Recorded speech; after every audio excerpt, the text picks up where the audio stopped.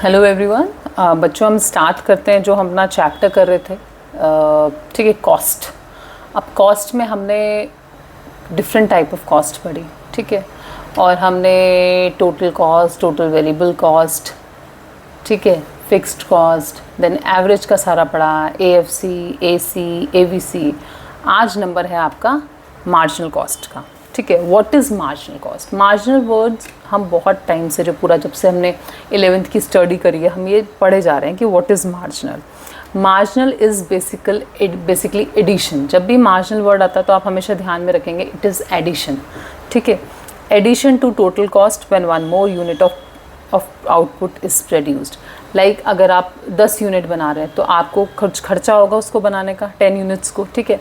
अब जब आपने 11वीं यूनिट बनाई तो उस एक और यूनिट को बनाने के एक्स्ट्रा जो आपको खर्चा हुआ, दैट इज़ कॉल्ड मार्जिनल। तो हर एक नई यूनिट बनाने पर, सिंगल वन मोर यूनिट बनाने पर जो भी हमारा एडिशनल खर्चा होता है, जो भी कॉस्ट होती है, that is called marginal. So the formula of this total cost, यानी सारा टोटल खर्चा कितना हुआ उसमें से माइनस कर देंगे उससे पहले वाला एक, यानी उस लास्ट वाले का ये आंसर निकल जाएगा कि लास्ट यूनिट बनाने में कितना खर्चा हुआ। तो लास्ट में कितना खर्चा हुआ उससे एक पहले वाले को माइनस कर दोगे आप, तो आपका उस लास्ट की एक यूनिट बनाने को खर्चा निकल जाएगा। Example, if TC of producing 2 units is 200। मान लो 2 यूनिट बनाने में आपको खर्चा आ रहा है 200। TC of producing 3 units is 240 और 3 यूनिट्स बनाने में कितना है 240। क्लियर? तो आपका 2 यूनिट बनाने में 200, 3 यूनिट बनाने में 240। इसका मतलब 2 से जब आप 3 यूनिट बनाई, वो एक यूनिट जो एक्स्ट्रा बनाई उसमें कितना खर्चा एक्स्ट्रा हुआ आपका 40। तो this is your marginal cost. Clear? Next, आपको अब ध्यान रखना है कि एमसी जो होता है, मार्जिनल कॉस्ट जो होती है, that is not affected by TFC, total fix cost से marginal cost is not affected. क्यों? बिकॉज फिक्स्ड कॉस्ट तो फिक्स्ड ही है। जब आप कुछ भी प्रोडक्शन नहीं कर रहे थे तो भी एक फिक्स्ड कॉस्ट तो आप बेयर कर ही रहे थे, अब वो खर्चा आप कर ही रहे थे। तो फिक्स्ड कॉस्ट चेंज नहीं होती आउटपुट से, आप चाहे 0 आउटपुट हो, चाहे 10 बनाओ, चाहे 100 बनाओ, चाहे 200 बनाओ। क्यों? क्योंकि वो एक ऐसा खर्चा है जो आपको करना ही करना है। इट इज़ लाइक कि भैया आपको एक बिल्डिंग का रेंट देना ही है, आपने जो लोन लिया है बैंक से उसका इंटरेस्ट पे करना ही है। वो ऐसा नहीं है कि आप ज़्यादा प्रोडक्शन करोगे तो रेंट ज़्यादा बढ़ जाएगा या आपका इंटरेस्ट ज़्यादा बढ़ जाएगा कैपिटल का, नहीं। तो फिक्स्ड है तो एमसी उससे चेंज नहीं होता। क्यों? क्योंकि एमसी तो आउटपुट में जो चेंज आता है कि हर बार आउटपुट बढ़ाने से जितने कॉस्ट हो रही है उसके एडिशन को देखता है। So it is affected by TVC, it is affected by TVC. Clear? Now the shape of MC curve, how it is, it is like this shape. क्यों? शुरू में हमने पहले भी पढ़ा था, एवरेज की भी सेम टाइप की शेप होती है इन सब की। It is like U shaped, ठीक है। शुरू में कॉस्ट हमारी कम आएगी, ठीक है। क्यों कम आएगी? क्योंकि it depends on law of variable proportion. अब लॉ ऑफ वेरिएबल प्रोपोर्शन ये बोलता है कि शुरू में बहुत बढ़िया काम होता है, खूब अच्छे से प्रोडक्शन होता है, तो ऑफकोर्स जब प्रोडक्शन बहुत अच्छा होता है तो हमारी कॉस्ट कम आती है, ठीक है। लेकिन बाद में प्रोडक्शन कम होना शुरू हो जाता है, लॉ ऑफ वेरिएबल प्रोपोर्शन बोलता है, तो इसलिए हमारी कॉस्ट बढ़ जाती है। सो जब तक कॉस्ट कम आ रही है, कब तक आ रही है? जब तक हमारा प्रोडक्शन बढ़ रहा है, ठीक है। जब हमारा प्रोडक्शन मैक्सिमम पे पहुंच गया देन इट इज़ हमारी एट मिनिमम पॉइंट, ठीक है। और जैसे ही हमारा प्रोडक्शन फिर से कम होना शुरू हुआ तो हमारी कॉस्ट बढ़ने लग जाती है, क्योंकि हमारा खर्चा तब ज़्यादा बढ़ता है, हम प्रोडक्शन कम कर रहे हैं और खर्चा ज़्यादा हो रहा है हमारा। क्लियर? तो MC is U-shaped. Initially it falls, then it reaches to its minimum point and then start rising.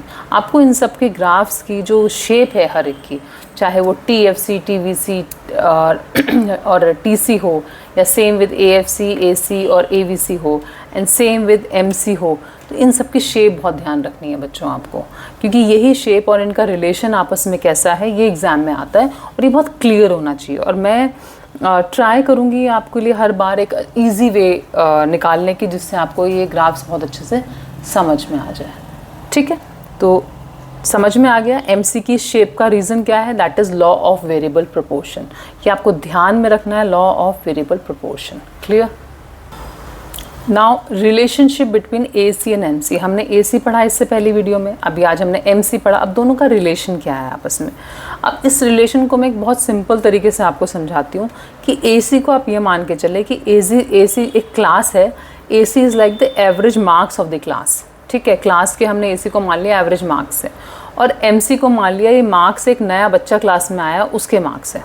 क्या किया हमने, AC is average marks of the class and MC is the marks of one new student जो admit हुआ है class के अंदर।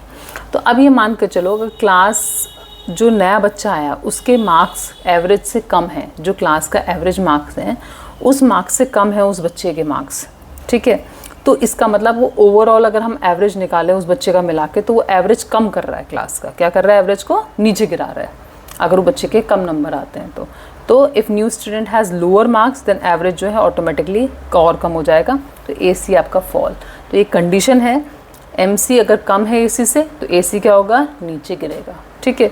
If MC is more than AC, यानी जो बच्चा नया आया मान लो उसके ज़्यादा नंबर आ गया एवरेज क्लास के मार्क्स से, तो वो AC को ऊपर उठा देगा, क्या करेगा, AC विल राइज।